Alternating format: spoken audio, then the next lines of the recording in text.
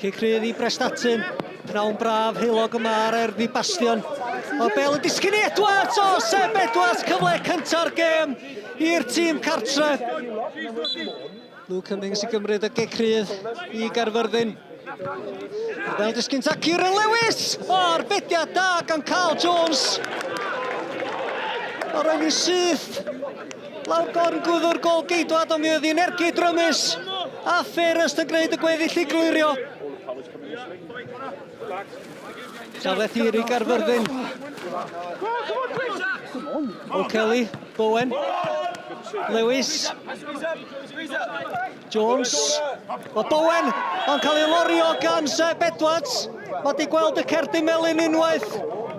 Y dyfarnwr yn ystyn cerdyn melyn arall sy'n golygu cerdyn coch.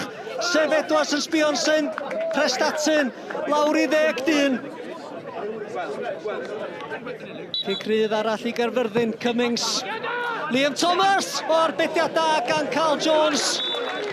O roedd i reit agos ato fo ond yn gorfod lluchio hun i'w i wneud yr arbediad. Prestatyn lawr y chwith ond cymryd y Caerfyrddin yn sydyn. Stevens. Mae'r Bel yn disgyn i Cetli, o dyma methu. Wel am gyfle i Damien Cetli roed y tîm cartre ar y blaen. Sut yn y byd metho fo. Methu cael y Bel yn rhydd o dan ei draed. Fiti ar arbediad. Cornel i Caerfyrddin. Bel ymlaen, og yn cyrraedd Mark Jones. O, mae'n disgyn i'r llawr Ferrest. Wedi faglu fo.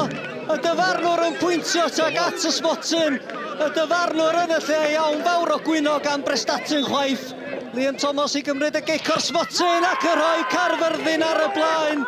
68 o funudau wedi mynd. Gol bwysig i'r hen air. Stead. Bel ar draws tuag at nhw Edwards. Edwards, o mae'n Bel dda drwodd i Williams. O Cetli! Wel, bron a dod o Prestatyn yn gyfartal. Ymdrech dda gan Cetli. Groesiad gan Williams. Cetli'n anlwcus. Cummings. Lewis. Ochr ei droed yn rhyddhau Cummings lawr yn Liam Thomas! Heibio'r postyn, diolch yn methu'n aml, ond mi oedd hwnna'n gyfle i sicrhau'r pwyntiau heddiw.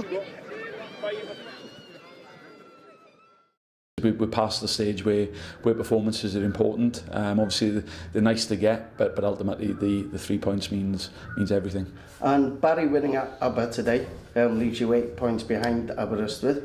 It'd be the great escape if you get out of this, wouldn't it? Yeah, as we've said all the way through, and I keep saying the same thing, that we can only do what we can do. So we'll concentrate now for next week. We'll prepare, and let's see what happens.